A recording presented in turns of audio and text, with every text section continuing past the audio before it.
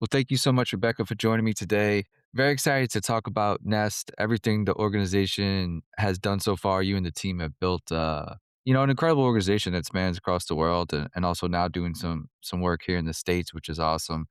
Before we kind of get into the Makers Future Fund, the partnership with Etsy and Pinterest, a little bit about the Artisan Accelerator, talk a little bit about Nest's formation originally, kind of your path into building the organization and what it does at its base level. Sure.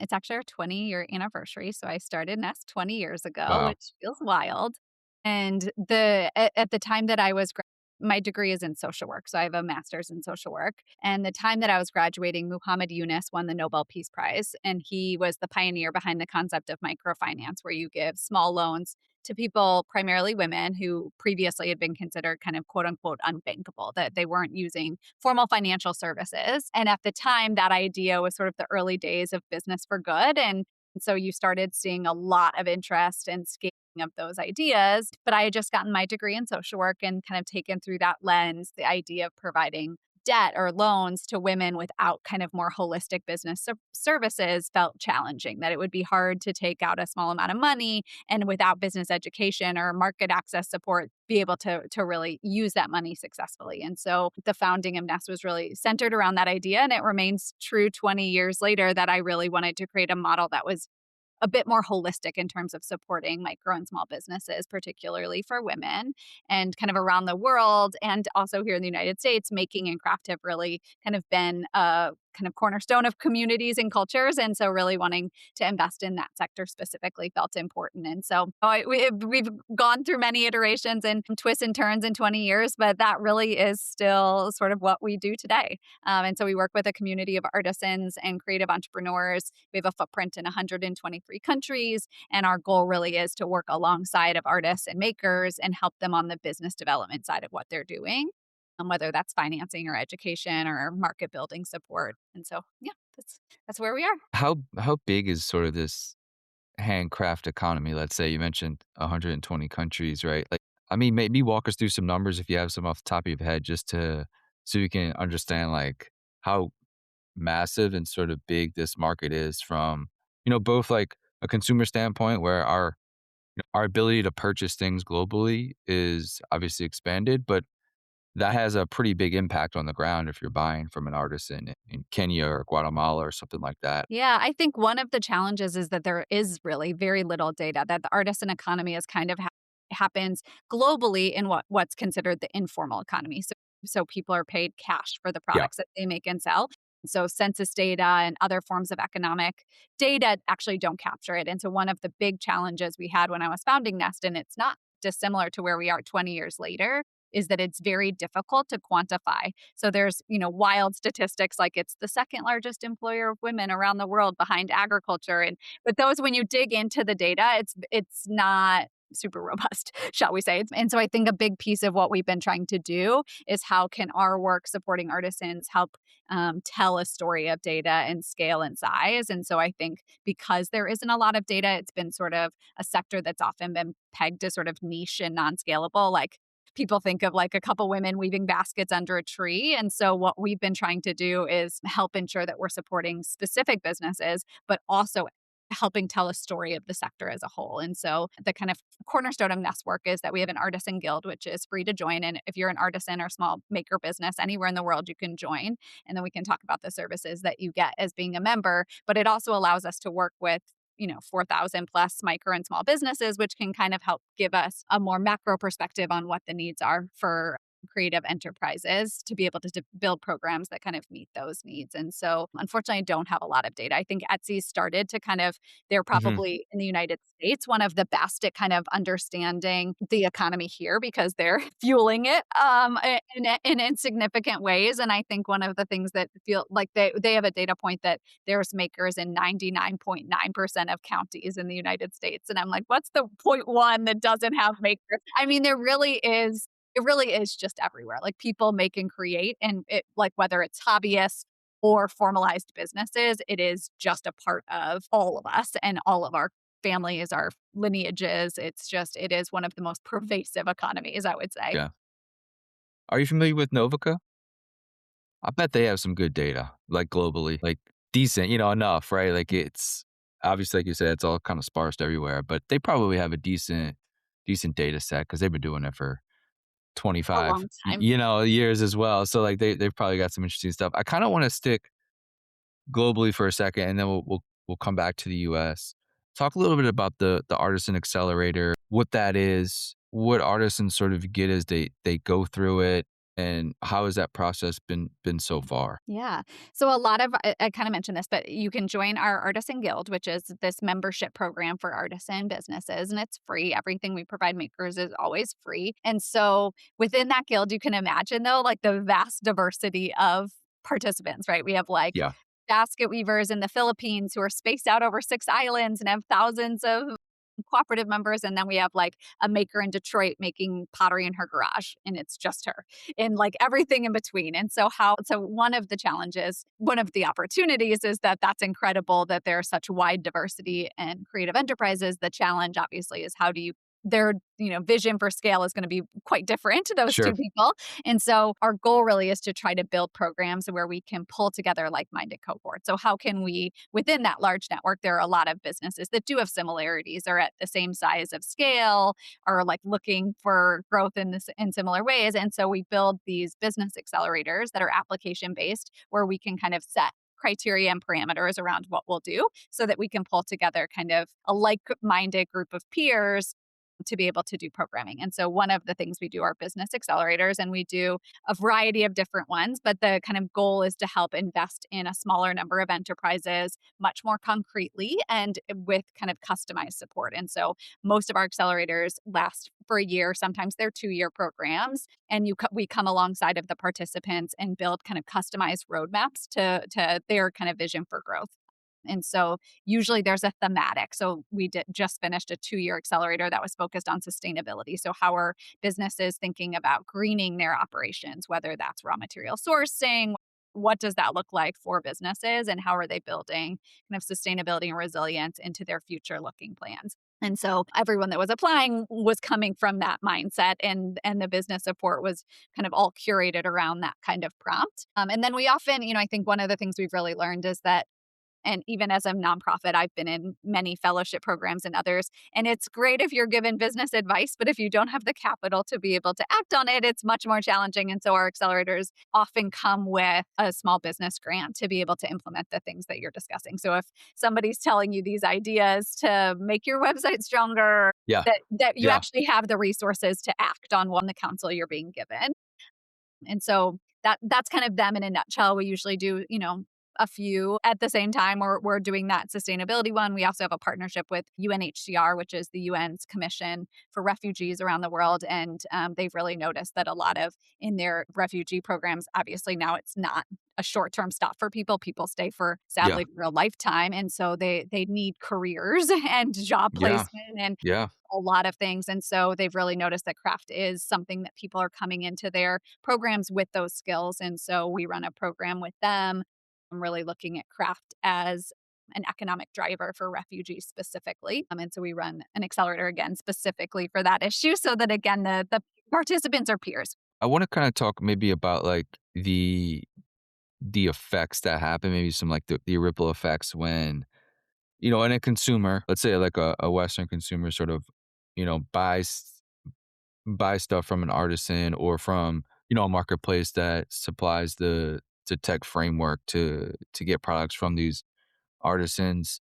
I guess, like, take us into, like, that artisan that comes through an accelerator. Where are they at? What position they are in at life? And then, like, when somebody buys stuff from them or maybe, like a marketplace or a store buys wholesale from them, is it a single maker? Is it, like, technically a brand and maybe they have, 3 or 4 makers under them? I guess try to walk us through maybe, like, an example of maybe what some of the ripple effects are when, this thing is a success, like, on the ground and people are buying stuff from them. What happens on sort of the back end? Yeah, I mean, I think like kind of like I said, there's like a wide diversity of businesses. Like some are, I would say internationally, primarily they're larger enterprises, they're cooperatives, Yep. they're looking to export, they're wanting to kind of integrate with American and European larger brands and retailers. And so, and then in the US, I'd say we veer smaller. There tend to be more solopreneurs, maybe a few employees. And so their goals are a little different. And so which is also why for a lot of our programs, we really try to pull together specific groups of people because it's kind of different. But when we're talking globally, I would say exporting is a big goal for most of them. So they're trying to look at producing artisanal goods at scale or Yeah. at scale in the context of handmade Relative, yeah. goods. And so a lot of the focus is on that. Like, what does export readiness look like? How do you navigate introduction into global marketplaces. And so a lot of the learning and education kind of veers that way. We're also unique as a nonprofit in that we raise philanthropy from individuals, foundations, institutions to run our own programs, but we also partner with brands and retailers. And so we work with a lot Love of it. companies from Etsy to Target to Hermes and everything in between on how we integrate artisans and makers into their work and into their product flows. And I think a lot of our so we're also able to not just invest in the learning, which is really important, but also make strategic market connections for people. So help make sure we're introducing artisans into markets. We're really excited that we actually were the first partner to help Target source from the continent of Africa. And so one of our artisan businesses produced baskets for Africa for Target. So that was, it's really just exciting to see the global connections be made. And then the kind of, ripple effects are huge, right? Like it's primarily women. I'd say it's about 89%, 90% women in terms of our artisan community globally. And there's just ample research that when women make more money, they have greater decision making power in their family and their household, their children. The money is spent on their children's school fees and community well being. And so, the ripple effects are really, really tangible. Good things happen.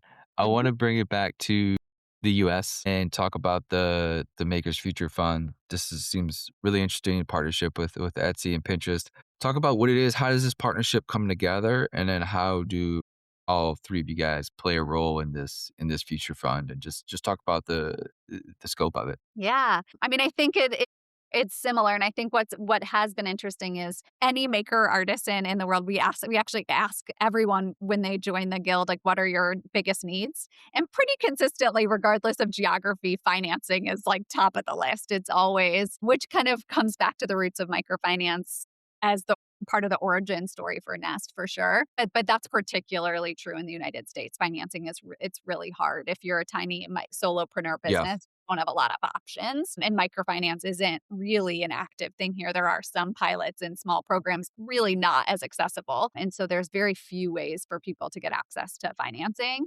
But the other challenge that we had was that as a solopreneur, if you're the maker, you're like a creative, like you're coming with craft skill, but that usually means that you're not also an accountant, you don't have business background. And so the financial pieces of a business are really overwhelming for crafters. And so people often come to Nest and think that we like teach craft or are creative. And for the most part, we actually teach a lot of finance and accounting because those are the skills that are generally harder or not necessarily as intuitive for creatives. And so the goal of the Makers Future Fund is not just around financing, which it is, but also around making sure that you have those skills at the end of it. So you go through kind of an intensive learning program that's really focused on building business financials, business accounting. And so when you come out of the program, not only have you gotten a small grant to support your business, but you also have a clean set of financials and hopefully a better understanding of kind of business growth and accounting. And so you can then take that information and be able to seek out more formal forms of investment, bank lending, CDFI funding. And so it's meant to be sort of an Mhm. on-ramp program into additional financing. And it felt really important to us that we are not a lender. So the grants that we give are they're grants. So they are meant to be used and kind of as a first step towards thinking through what investment and lending would look like for your business, but as a much more kind of gentle capital, Yep. very supportive first step. Yep.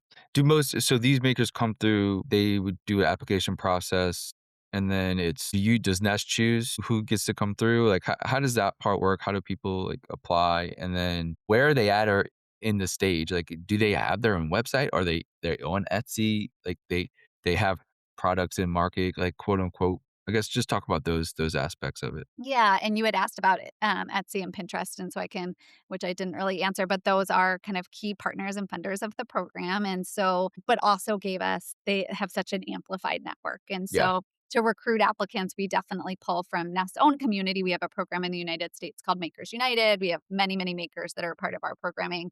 But Etsy and Pinterest have many, many, many Sure. more. And so it's been nice to be able to work with them to bring new people that That could is great. benefit from these programs into the program. We do for that particular program that we are looking for people that have an established business. So if you're kind of still at the hobbyist stage, we have different programs for you, but this one is for people who have kind of established at least a small operation, and want to be kind of Yep. moving towards it being a formalized business. But there are different stages of scale after that. Many do have Etsy shops. Obviously, Etsy's a big partner of ours, and so they share it. And so we do pull quite a bit from the Etsy community, but not exclusively. Obviously, if you're working with Nest or you find us through Pinterest or other ways, you're still eligible to apply. And it's by far our most popular program. It's very competitive and it's super challenging from our end to just to pick the applicants. And we hope it goes on forever because every year it never feels good to decline people. So we always Yeah. want to like encourage them to reapply in future years. But also just speaks to like how little exists for those people that like our program is Mm. so popular means that there's not enough of programs like that.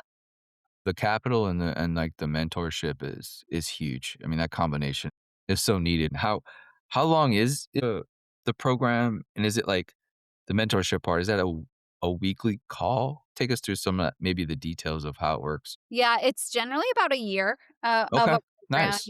um, and the mentorship is both kind of one-on-one support and then also group learning. So part of being a member of the Nest Guild is we have an e-learning platform we call Nest Connect, and so as an individual, there's many, many courses you can take. We just launched a climate academy where we aggregated a bunch of information about making and small business and how you access and build both resilience and recovery post disaster if you work from home. So there's just a lot of content on Nest Connect you can access at any time. But when you're in a program like either Makers Future Fund or this is also true of our accelerators, there's content that you go through together as a cohort. And so it exists on Nest Connect, but you work with your cohort and with mentors to go through the content in a very deliberate way to make sure you're as opposed to like kind of signing in and watching a course here or Yeah. there. And then you do work with a mentor around support for the learning. I wanna shift a little bit to you and your sort of learnings over the last 20 years. I mean, you've probably gone through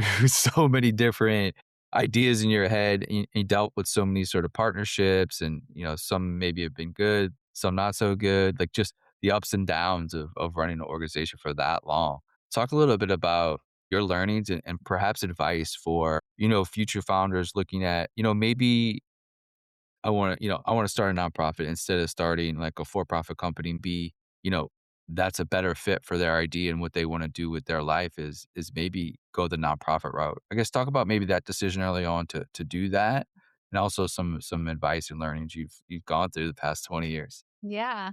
One thing I like to share is that Etsy was actually founded just 1 year before Nest. So it's like hard to picture, but 20 years ago, artisan and handmade was not in the consumer ethos like it is now. Like Novica, 10,000 Villages, those were like, Yeah, when I told people we were working with artisans, they like kitschy knickknacks you'd pick up on your trip. Like that was the only thing totally.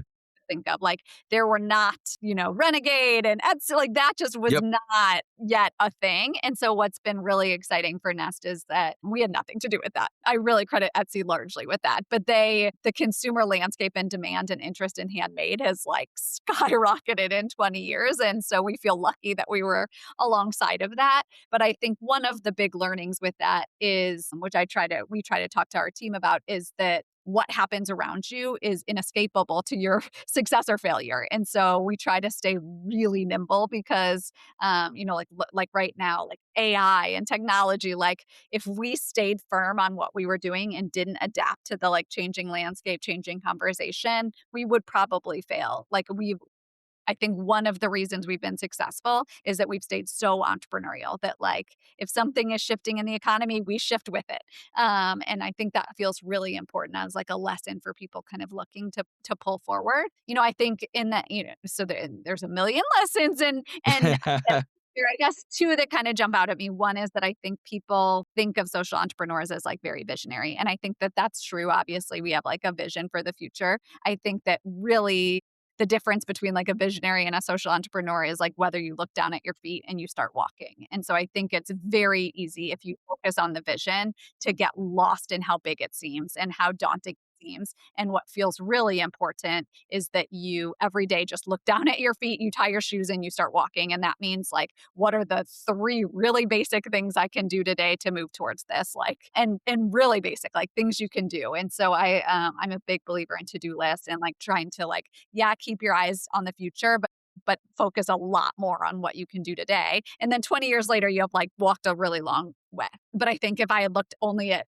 the 20-year line, I might have stopped. And so I think that that to me feels really big. Being nimble is the other. And then the third I would just say is that I think it's been increasingly exciting to see how much like intrapreneurship that's happening. Like so Mm. many of the companies that we work with are big, huge companies, and they have leaders internally that are total visionaries and social entrepreneurs, and they're just driving that entrepreneurship inside of a company. They're pushing the needle on social and economic and political advocacy within a for-profit. Like there are people who are building their visions inside of something, and I think that is also really cool. So I think you're right in like what model works best for you. Do you want the like structure of a big company, but still find a role where you can have voice in that innovation? Is a for-profit, is a nonprofit, but I think you can like bring forward that passion and commitment that comes with entrepreneurship in so many different ways. I'm gonna end on a little bit about the future, and you've done it so long, so I don't know if you're still gonna be doing it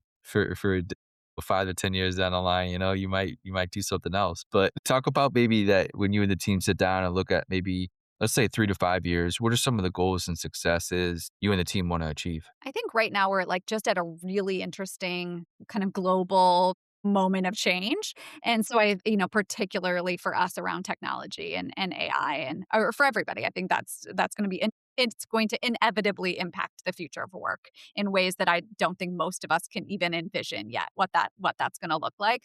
But I think one thing that's been really interesting to me when I've looked at like kind of our trajectory over 20 years is that the more we've seen the conversation shift towards AI, robotics, technology, all of those things, the more there's like this counter pendulum swing towards the handmade that most people want, that there's like a human yearning for human connection. And so I actually feel like the world might end up with like two extremes where like there's like, people making sourdough bread in their homes and then robotically engineered I think you're so products. right. And I think like you're it so just right. feels like there's both, but both will maintain. And so weirdly, I feel like there's been like a surge in interest in not just like purchasing handmade good things, but the DIY movement, make the whole trad wives, like there's just this like there needs to be a counterbalance to that, and that tends to be craft and using our hands to do things. And so I think we're really excited that like while there will be many disruptions, we feel like this gives us a real opportunity to like anchor society and purchasing in something that feels a little more authentic and genuine. Couldn't agree more.